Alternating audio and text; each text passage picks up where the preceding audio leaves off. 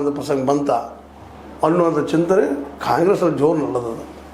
ಹೀಗಾಗಿ ಅದನ್ನು ಯಾವ ರೀತಿ ನಾವು ಎದುರಿಸಬೇಕು SIRನ ಅನ್ನುವಂಥದ್ದು ಆದರೆ ಒಂದಿಲ್ಲ ನಾವು ನಮ್ಮಲ್ಲಿ ಗಮನದಲ್ಲಿ ಇಟ್ಕೋಬೇಕಾಗ್ಯದ. ಕೇರಳದಲ್ಲೂ SIR ಆಗ್ಯದ, ತಮಿಳ್ನಾಡಿನಲ್ಲೂ SIR ಆಗ್ಯದ. ಆದ್ರೆ ಮತ್ತು SIR ನಿರಂತರ ನಡೀತಾನೆ ಇರ್ತದೆ. ಆದರೆ ಈ ಸಲ ಮೊದಲು ಸ್ಪೆಷಲ್ ಏನದು ಅನ್ನುವಂಥ ಕಾರಣಕ್ಕಾಗಿ ಪ್ರತಿ ಚುನಾವಣೆಯ ಸಂದರ್ಭದಲ್ಲಿ ಸತ್ತವ್ರು ಹೋಗ್ತಾ ಇರ್ತಾರೆ, ಹೊಸದಾಗಿ ಬರ್ತಿರ್ತಾರೆ, ನಿರಂತರ ಪ್ರಕ್ರಿಯೆ ಅದು ಮಾಡುವಂಥದ್ದು ಅದು ಪ್ರತಿಸಲ ನಡೆದದು. ಆದರೆ ಈಗ ಮಾತ್ರ ದೊಡ್ಡ ಹವ್ಯಾಕ್ ಕ್ರಿಯೇಟ್ ಮಾಡಿಬಿಟ್ಟಿದೆ. ಆದರೆ ಈ ಸಲನೂ ಅಲ್ಲಿ ಆಯ್ತಲ್ಲ ಚುನಾವಣೆ. ಆ SIR ಪರಿಣಾಮ ಕೇರಳ ಮೇಲೆ ಯಾಕಾಗಲಿಲ್ಲ, ತಮಿಳುನಾಡಿನಲ್ಲಿ ಯಾಕಾಗಲಿಲ್ಲ, ಇಲ್ಲಿ ಯಾಕಾದ್ರೆ ಹವಾ ಆಗಲಿಲ್ಲ, ಆವಾಜ್ ಬರಲಿಲ್ಲ, ಸದ್ದಾಗಲಿಲ್ಲ ಇವೆರಡೂ ರಾಜ್ಯಗಳಲ್ಲೇ. ಇಲ್ಲಿ ಯಾಕೆ BJP ತನ್ನ ಅಸ್ತಿತ್ವವನ್ನು ಹೆಚ್ಚಿಗೆ ಪಡ್ಕೊಳ್ಳಿಲ್ಲ.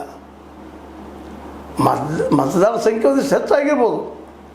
ಅಂದ್ರೆ SIR ಇದು 7-8% ಮತದಾರಗಳನ್ನು ಹೇರಾಪೇರಿ ಮಾಡಬಹುದು ವಿನಃ ಪೂರ್ಣ ಪ್ರಮಾಣದಲ್ಲಿ ಅಲ್ಲ ಅನ್ನೋದಂತೂ ಒಂದು ಸ್ಪಷ್ಟ ಆಗಿದೆ. ಓಪನ್ ಆಗಿ ಆ ಪ್ರಮಾಣದಲ್ಲಿ ಮೋಸ ಮಾಡಲಿಕ್ಕೆ ಸಾಧ್ಯ ಇಲ್ಲ ಅನ್ನುವಂಥದ್ದು. ಹಾಗಾದರೆ ಅಲ್ಲಿ ಯಶಸ್ವಿ ಆಗಬೇಕಾಗಿತ್ತಲ್ಲ ಅದು ವೆಸ್ಟ್ ಬೆಂಗಾಲ್ದಲ್ಲೇ, ಬಿಹಾರದಲ್ಲಿ ಆದಂಗೆ.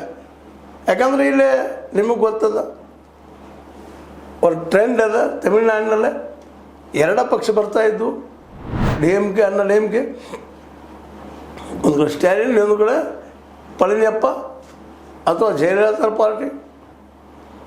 ಆದರೆ ಈ ಸಲ ಅಲ್ಲೇ ಒಂದು ಎಕ್ಸ್ಟ್ರಾ ಬಂದಿದ್ದು ಅವರಿಬ್ಬರನ್ನು ಬಿಟ್ಟು ವಿಜಯ್ ಅನ್ನುವಂಥ TVK.